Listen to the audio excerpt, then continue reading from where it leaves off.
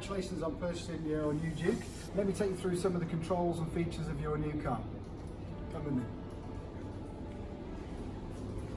Starting from the back of the car, underneath the badge here is a little rubber button you press to unlock the boot. There is also a second button, a small one, which you can press to lock the boot for you. Inside the boot here you've got little toggles on the side, both sides of the boot, so you can hang carrier bags on it, so your shopping doesn't roll around. You've got a floorboard system. Underneath the main floorboard you have an air compressor and a bottle of tyre sealant. So if you get a puncture on the car, take this orange pole out, plug in the 12 volt socket of the vehicle and take the hose out, which you would then put onto your tyre. Switch the power on and it will pump the tyre back up to pressure. However, if the tyre is going down faster than you're pumping it up, remove the orange cap and place the bottle of fluid on the top of the compressor. This will fire in the sealant, which will give you a temporary fix for your tyre.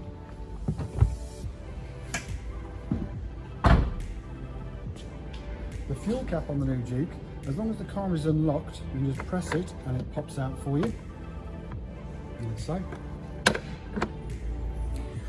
On the back doors, the car benefits from having child locks, so if you press them down, that would disable the access of the internal door handles, but up would give you free access out of the back. This car also has the keyless entry system, so if you press the button here, that would lock the car. Press it again, it would unlock the doors for you. You've got your window controls for the front and rear of the car. This button here is to disable the controls of the other doors, so children can't open the windows whilst going down the motorway. This one is to lock the doors from the outside, so no one can open the doors uninvited on the car. This is for the mirror adjustment, and this would select the right and left mirrors, and then you can use this button here to adjust them. And this is to manually bring the mirrors in. Under here you have the off switch for the start-stop technology of the car. This is for the angle of your lights, so 0 is just for regular. 1 if you've got a car full of passengers, 2 maybe passengers and luggage, and 3 if you was using a trailer. This one here with the lanes on, this is part of the lane departure warning system. If you activate it here, it'll actually put the lane intervention, which will prevent you from going over the white line, or if you do, it will pull you back to your own side of the road. This one here with the dials and the light, this is to change the display, make it brighter and dimmer. And you've also got your trip reset here. This is your windscreen wiper controller. 1 push up will give you a quick wipe of the windscreen. 1 push down will put it on the automatic setting. However, you can put it on the manual one, which is for clearing ice off the windscreen. With automatic, this collar here is for the sensitivity of the automatic setting, and this is for the rear wiper, intermittent and full. And to wash the windscreens, just push it forwards or backwards to jet the water.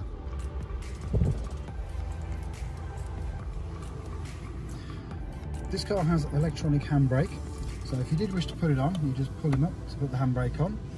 If you want to take it off, you press it down, but you have to have your foot on the brake pedal to be able to access it. So now your handbrake is released. However, when it's on, you can just put, this is automatic, can just put into drive away, and it will automatically release itself. You also have another button here which is called auto hold. So when you pull up at traffic lights, where normally you would put your handbrake on, this would automatically apply handbrake for you when you stop as a temporary measure. This button here, the D mode button, is for drive modes. So you can push it up to go in sports mode, push it up again to go to standard, drop it down to the eco mode, and it displays on your dashboard. So you have eco, standard and sports mode. It changes the characteristics of the engine in the car. Gear selector, you have the start stop button on here. Again, while the keys are still in your pocket or your bag, you can just press the button. You have your 12 volt socket, a USB port and an auxiliary port there as well. your climate control, so you've got your temperature control here, and you've got your fan speed here, so the air condition button, and if you press it on auto, it will automatically adjust the fan to the temperature that you're looking to achieve. You've got you can turn the whole unit off here too. You've got the front demister, rear demister, and this button here is where it's going to blow out to. So for example, eye level and feet, just feet and windscreen, or just windscreen. Your hazard warning lights are here. You've got the display, so this is on the main menu at the moment. You've got 3 different menu screens that you can choose from, which also can be customized. So if I press this button here, you've got different widgets that you could add into either of the home screens. At the moment you've got a clock and a music one here. But if I put a shortcut on, let's say one for the phone, we can add our phone book to this screen here. So now on that screen we'd have our phone book. There it is. You can dim the display, so you've got day and night mode, which you can actually manually dim to make it lighter and darker. This button here will toggle through your radio stations or the tracks on your MP3 player. On the audio,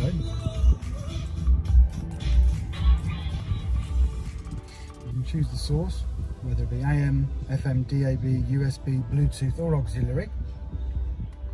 So the DAB menu would list the stations that are available for you. So you scroll through like that. Let's say you chose something like Magic Chilled and you want to save that one. You hold down the button and that's now saved on channel number 1 for you. On the menu, so on the maps, the map display there. So you can access your phone over here as well, but you can add your home address. Points of interest is quite handy, so things like coffee shops, fast food, parking, cash, or petrol stations.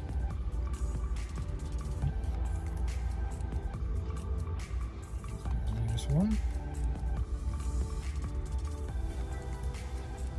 and then you can press start to add that to your route. And then the cameras on this one just has rear cameras, so you can just adjust the settings. However, when you put the car into reverse, the cameras will come on automatically. Working our way across, you've got your lights over here, so you've either got automatic, side lights or main lights.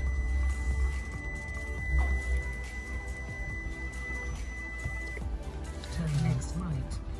And you've also got this button here for your front fogs and rear fog lights. You have the stalk here for your light control. Normally this would be set on automatic, but you can put it on side lights or main lights. And you've got your front fog lights and rear fog lights here. Also indicators, flash and main beam. On the steering wheel you have your volume control, which obviously works with the radio. It will also work with your phone calls, and it will also work with your sat nav if you catch it while she's talking. These 2 buttons here will toggle through the different radio stations that you have programmed, and this button and these ones here are for that screen there. So you press OK, and you can press across to go through the different screens that the car can show you. Like so. Going back to the menu ones, you can then scroll down through the different menus that are available on the car. For example, vehicle settings, press enter. And lighting, you can turn your lights.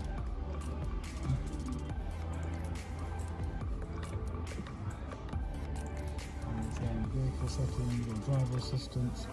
You can turn on the lane departure warnings, you can turn them on or off. And back.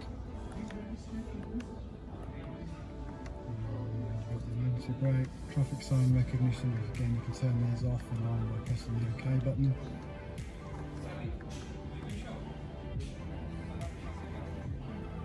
And then you can back your way out of those different screens. and handspring. Over here, you've got your button to answer the phone. For voice activation, you've got like a CarPlay or Android Auto set up. These two buttons here are your speed limiter and cruise control. And the speed limiter works if you press that and then press the set button here. On the display, it comes up with 20 miles an hour. You can increase that by pressing the up and down button. And if you hold it, it will jump. So now the car is capped at 35 miles an hour to stop you gradually creeping over the speed limit.